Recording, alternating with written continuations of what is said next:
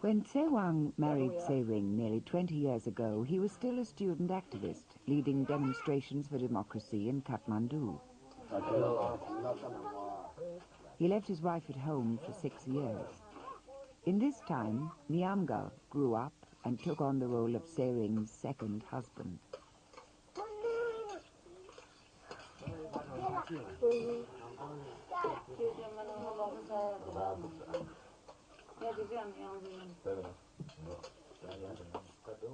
Most of the children in their joint family have been fathered by Nyamgal. To add further complications and further family tensions, Tsewang's youngest son, Rinjin Doji, is the child of another woman, someone he met on his frequent travels.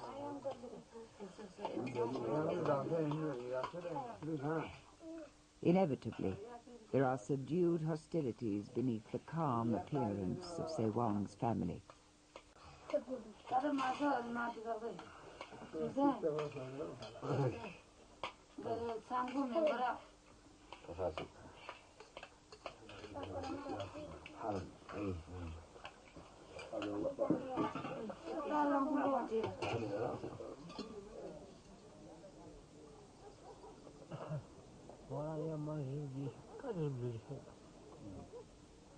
Tsewang has reached the point in his life when he wants to tie up some of its many loose ends. Most important of all, he wants to get closer to his father before it is too late. He feels the time they can spend together is running out. Agulama is 80, and even if he recovers from this illness, he cannot have many years to live. My father is a very wise man. When I was a boy, he gave me so much of his knowledge. But for the past 20 years, I have been deprived of his wisdom because I spent so much time away. The prospect of losing him makes me feel very bleak. Other people in the Humla Valley have become excited by the chance of going on a pilgrimage to Kailash. The spirit medium Sam Chopal wants to join Agulama on his sacred journey, so he conducts a trance ceremony to call on his gods to make the venture possible. He calls on his spirits to drive away the rain clouds and invite the sun to shine on the pilgrims.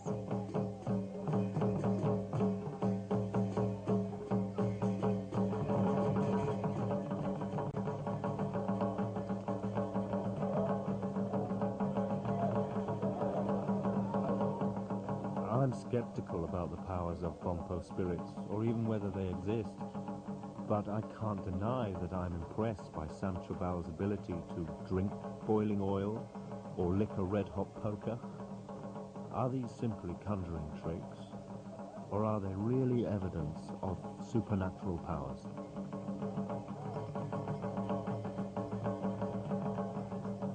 Tsewang is aware that these questions do not enter the heads of most people in Humla. They accept what they see, and they are impressed.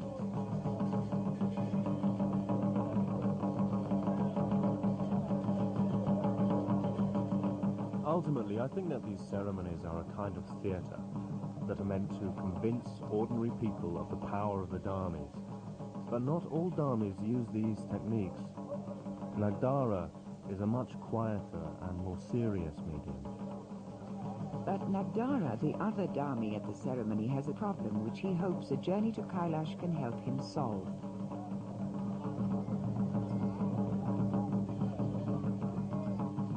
Nowadays, when trance comes to Nagdara, it leaves him feeling weak and powerless. He fears that his powers as a medium are fading. He's even being criticized in the community. People are accusing him of not having the right to call himself a dharmi.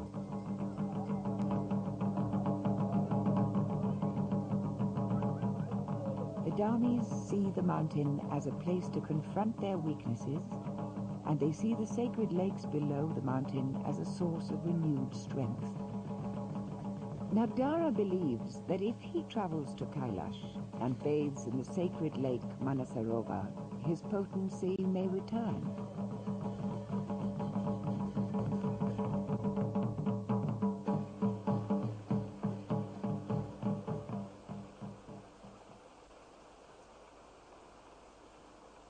Several days pass with no sign that Samchopal's sun ceremony is proving effective. The old man has become weaker than ever.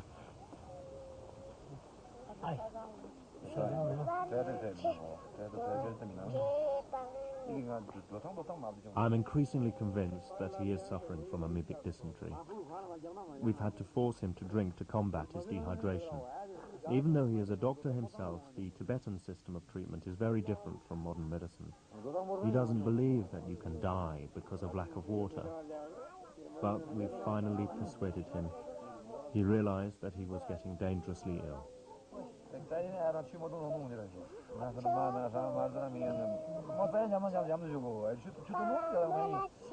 My dad is not frightened of death. He has spent all his life preparing for it, facing up to the reality. He is ready, but it is hard for us. He started talking to me about the responsibilities I would face when he died. I realized that the trip to Kailash is looking less and less likely.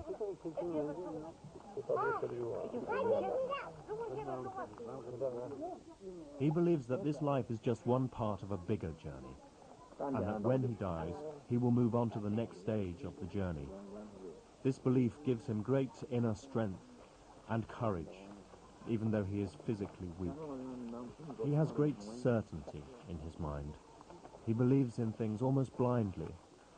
I used to have such certainty when I was young, but now I feel confused. I am not spiritually strong like Agu Lama. I want to draw some of his spiritual strength while I can.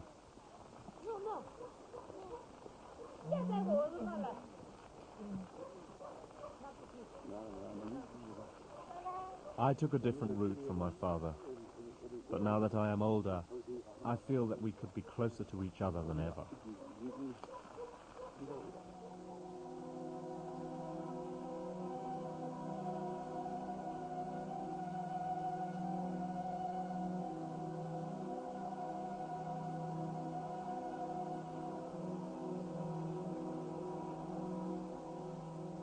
We have a saying that the dynasty should be longer than a river, and the number of descendants should be thicker than a forest. Agu feels that our family has been blessed in this way. Before he became ill, my father had a dream that he would go with us on a last journey to Kailash. He wants to thank the mountain gods for the prosperity they have given him in this life, and to pray that the family's good fortune will continue after his death.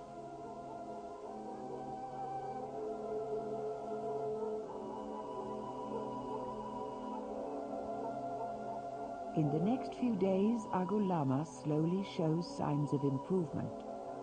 The liquids he has been persuaded to take and the antibiotics prescribed by a volunteer doctor from Scotland seem to be working. Or perhaps the spirits are finally rallying to his cause. Could I just examine them and then I'll have a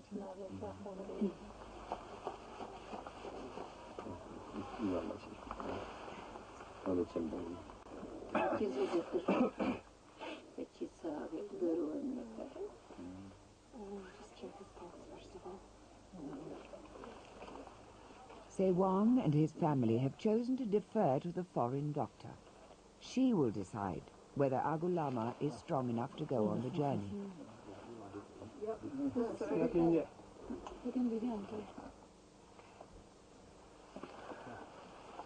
Okay. He seems quite a bit better today than yesterday. Certainly he's a lot better hydrated than he was. Eating these strongly. Yes, yes.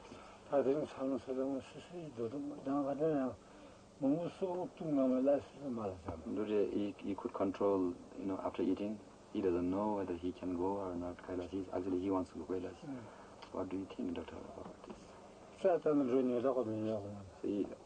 how is his nerves, and can you tell him whether he can go? Go or not? Yes. Okay. Certainly yesterday, I would have said no. He couldn't go because he was very much weaker. I think bearing in mind that he really wants to go, and your entire family is going, and it's very important to him. And I think the fact that he's improving now, I think if he goes slowly, and if he goes on a horse and rests regularly, and you continue with the antibiotics, I think he should be able to go. Yeah. 아버지, 엄지기 낭절이 옛날에 야라 편미심이 낭로. 서바한테 갈보가 신앙 갈보. 길라가서 몰루가 시스타. Argo explains that when he felt himself closest to death, he had prepared himself to move on to the next phase of existence. But his greatest regret was that he would not be able to share his last adventure with his family.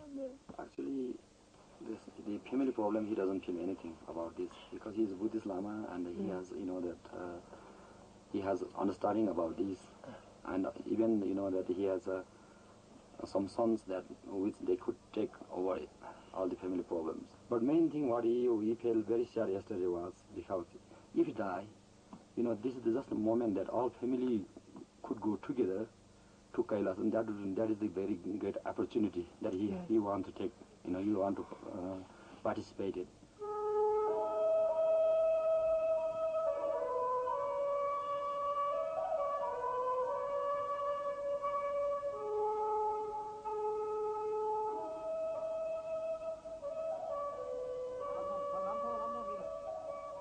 Hesitantly, Agulama prepares himself for the pilgrimage. He has to learn to walk again after more than a fortnight lying in the field.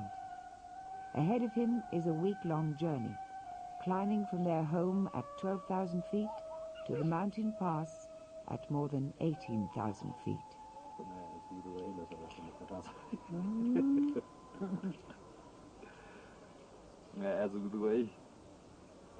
While Agu was ill, it felt as if the whole community was holding its breath. Not just us in the family, but all the people who respect him and learn from him. Everyone had decided that if he was too sick to go to Kailash this year, then none of them would go.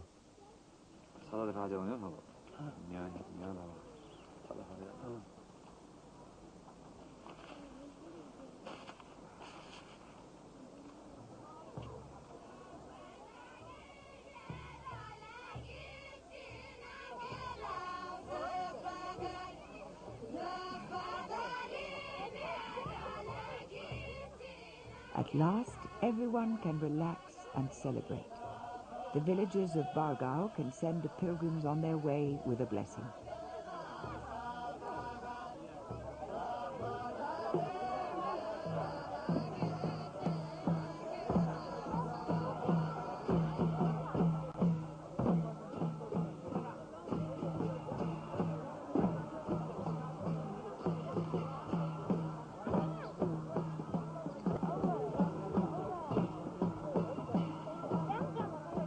Most of the pilgrims are the Dharmis and their families, for whom Mount Kailash has the greatest meaning.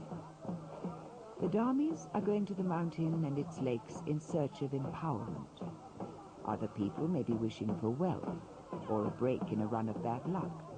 Some women will pray to the mountain spirits for a child. The mood at Agulama's house is surprisingly subdued.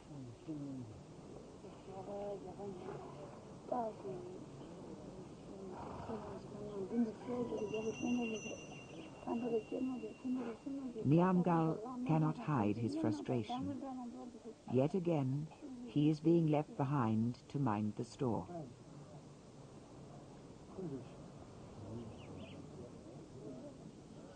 "10 years ago, Niamgal took Sering to Kailash on a second honeymoon.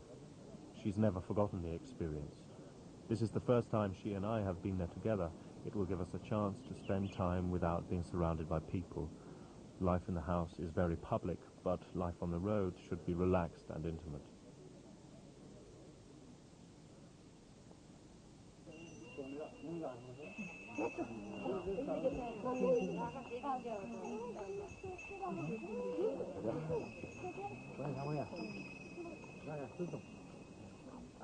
Not only does Sewang take Nyamgal's wife, but his horses and mules as well. In a few days, resentments and jealousies will be behind them, as Agulama, Sewang and Sewing head towards the center of the world.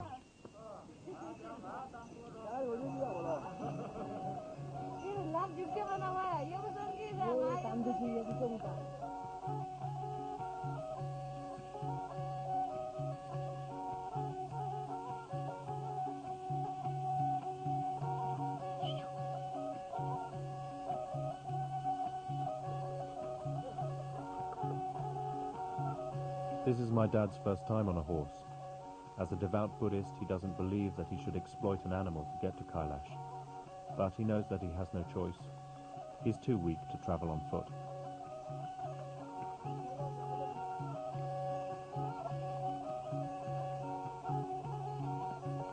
The Dharmis have no such reservations.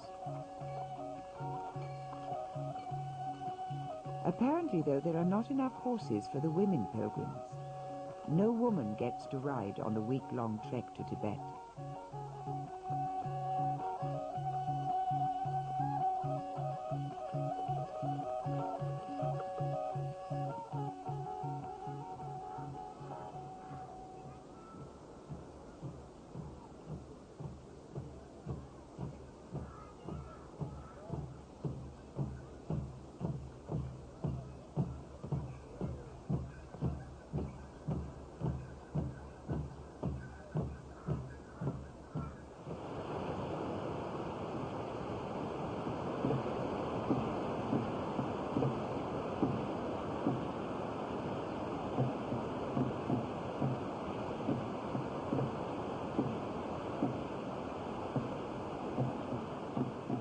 Each day the pilgrims walk or ride uphill and downhill for 8 to 10 hours.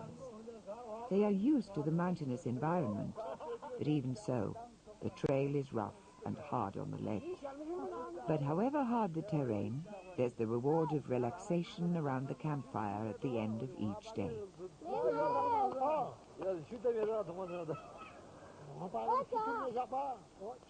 At every step, Agulama grows more filled with energy and good spirits.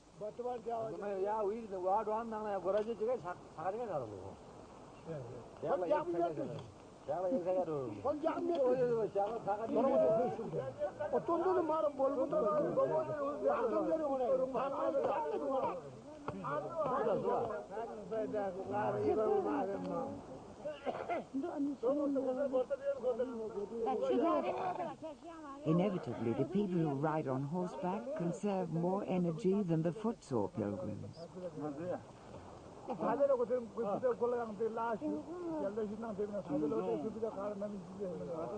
Agulama wants to share his enthusiasm for the mountain with us all. He tells us that every year from the age of 15 to 35, before he married and had a family, he would spend the summer meditating at Mount Kailash.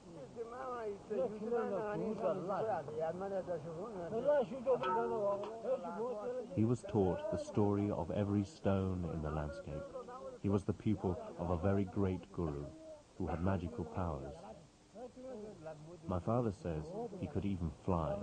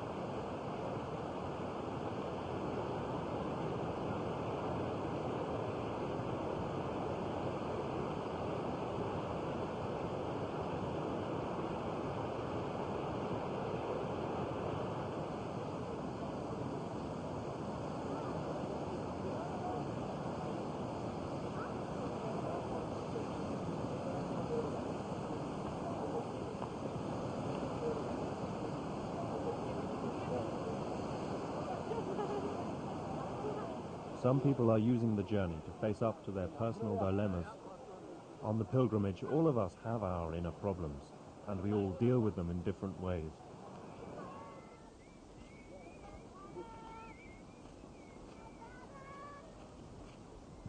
Sonam Gyalpo is a farmer, but 15 years ago he was chosen by a senior spirit medium to become his successor.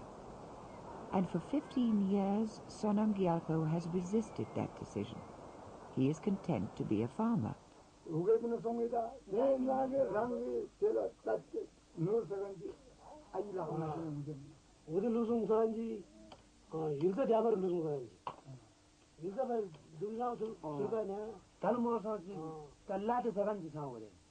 Sonam Gyalpo's family disagree among themselves whether he should take the role of Dharmi. Some of them think it is an honor to be chosen, but for the others, the responsibilities are too great and the rewards are too small.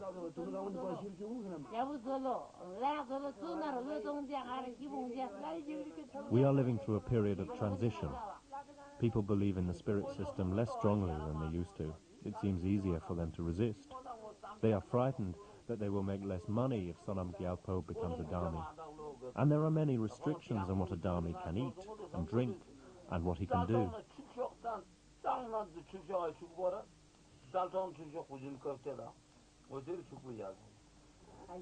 But recently, everyone has felt under increasing pressure to change their minds. Animals have mysteriously died. Crops have failed. The family has been split by dissension.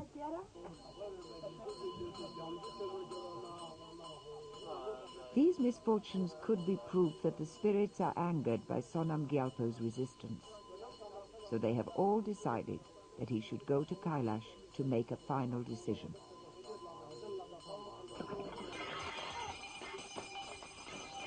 For Sonam Gyalpo, the trances that come to him are not a blessing but a curse. When he feels the spirit enter him, he becomes flooded with doubt and confusion.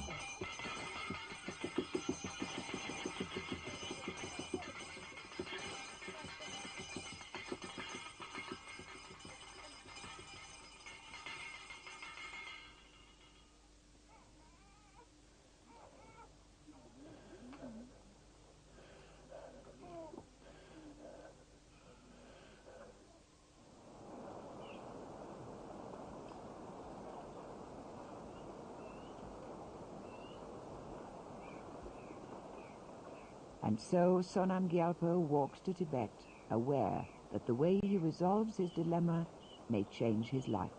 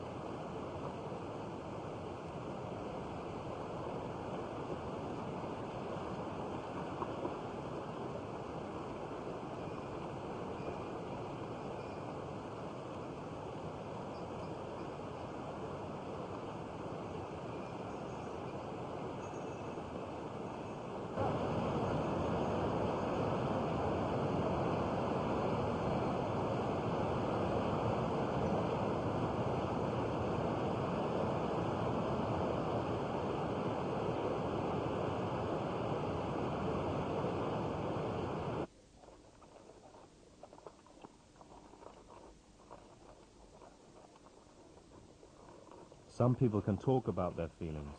They can let them out. Others keep them inside and brood on them. Kailash can be like a confessor, like a person to share our most intimate thoughts with.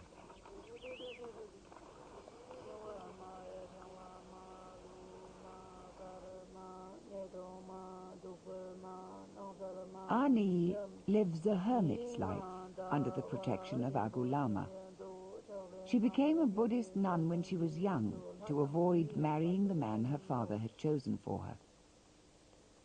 But Ani fell in love and became pregnant, although the child did not survive. Her story has provoked a lot of gossip, and she is tormented by it all. She has a sensation inside her head that feels like an insect is eating her brain. She is full of regret, and she can't get rid of the bad feelings. Perhaps Kailash will help her confront her ghosts.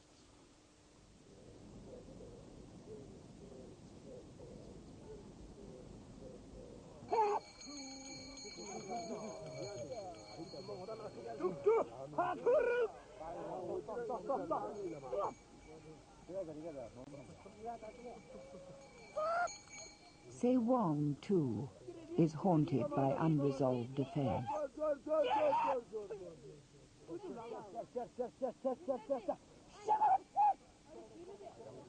Sering deals with Rinjin Dorji very fairly, but she is not his natural mother, and he knows this.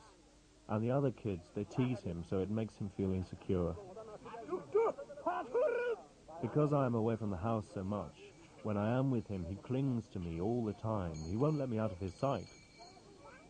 I am his god, but he is frightened that I will leave him, like his mum.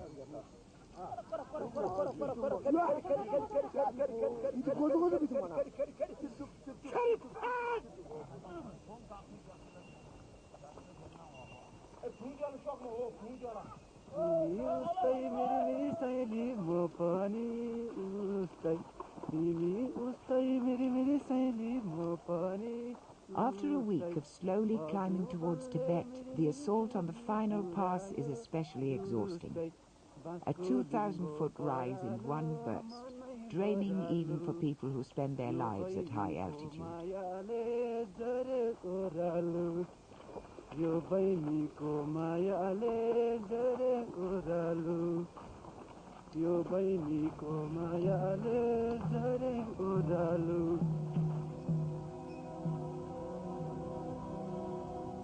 On the threshold of Tibet, Agu Lama gives up to fatigue.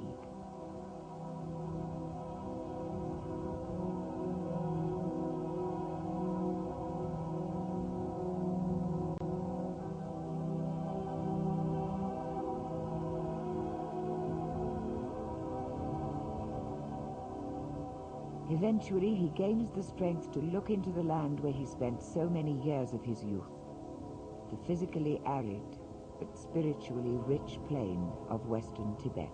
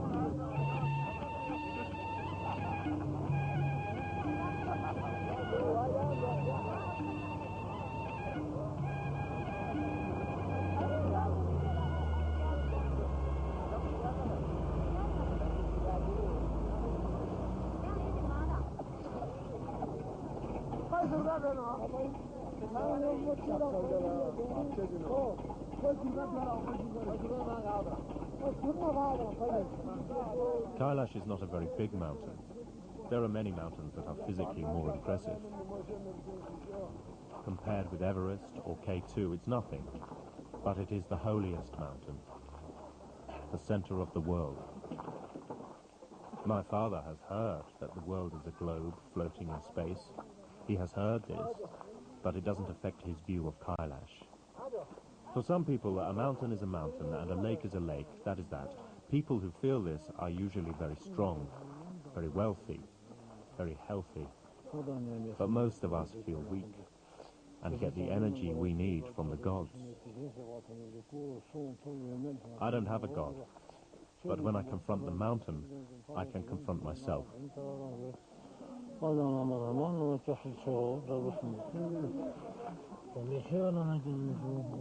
I am 80% an atheist, but I can use the mountain to confront the 20% of doubt. If I believed in the gods, I could ask them to help me. But those of us who do not have faith have to help ourselves, and we have to help each other.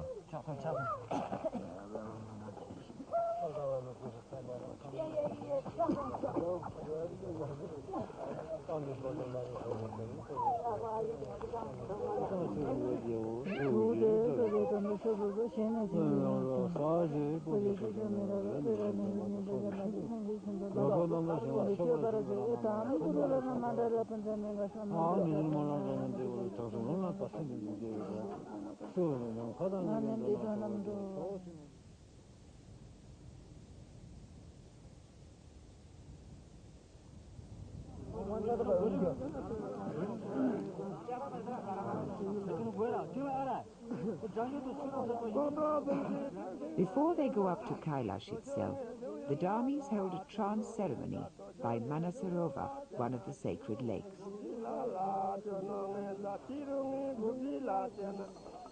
At 15,000 feet, this is one of the highest lakes in the world.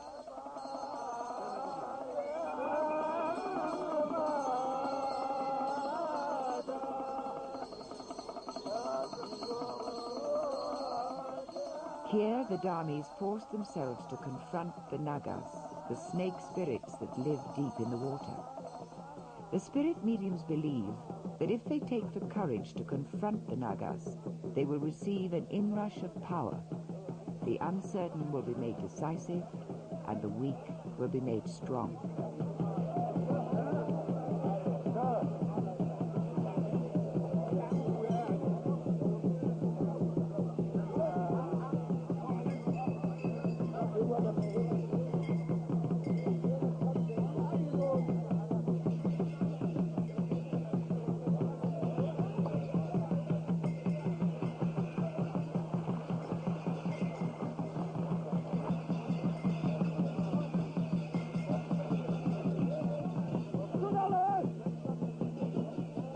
To enter the freezing water, especially in trance, is dangerous.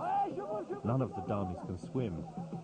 They're frightened. The Nagas will fight with them and drag them down to the bottom of the lake. But they have to face up to their fears.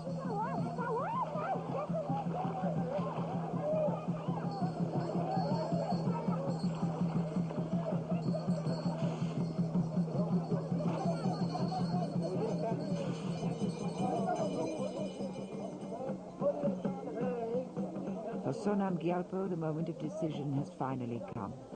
The Nagas will tell him in trance whether he should become a Dharmi or not.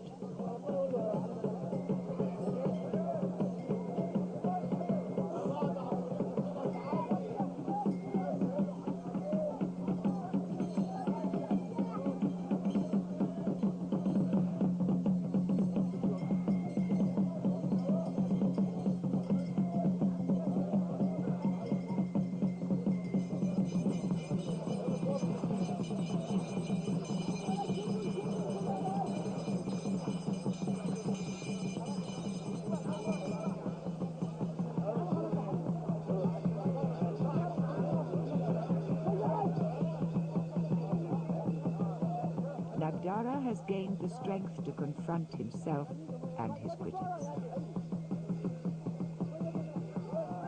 And Sonam Gyalpo has come back with the word of the Nagas. Yes, he should become a Dharmi.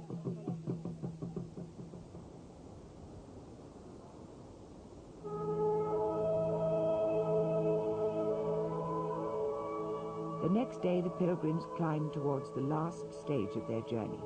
Filled with energy and enthusiasm, Agu Lama shares his knowledge of the mountain with Sewang, translating the meaning contained in each landmark and telling the stories the mountain has inspired.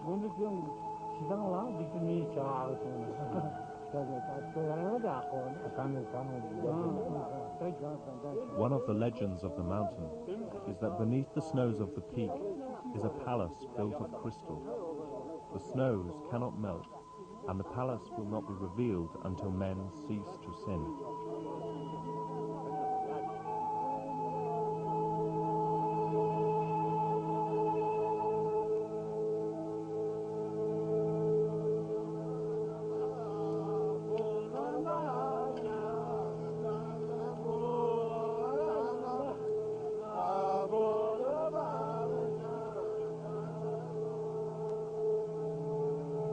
no one has ever climbed to the 22,000-foot peak. Kailash is considered too sacred for such desecration. But all pilgrims are expected to walk around it. Each circuit absolves them from the misdeeds of the past and gives them blessings for the future and for the life after death. The consummation of the 10-day journey is the climb up to the Dolma La Pass. This is literally the high point, 18,600 feet. The air is cold and thin, but the mood is one of celebration. The pilgrims attach their prayers and private hopes to the rock. And they share food in recognition of the bond they have formed with each other on the journey.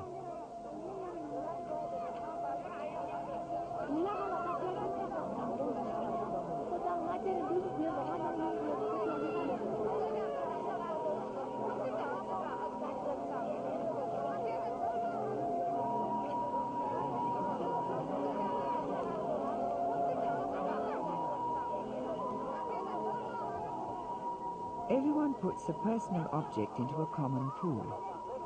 Agu Lama mixes them together and puts them into pairs. Each pairing of objects will symbolize lifelong friendship between the owners.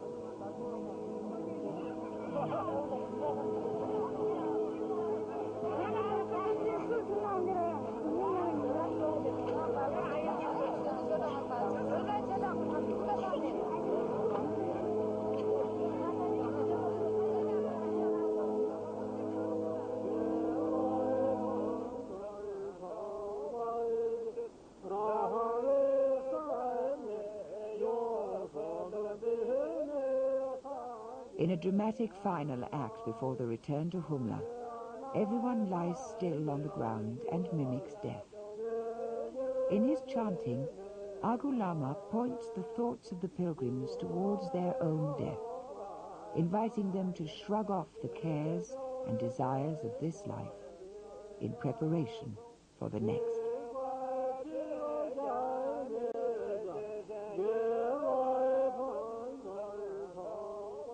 For my father, this whole journey has been a preparation for death. He is not frightened of it. For him, it is simply the next step. For most of us, it is a step into the unknown.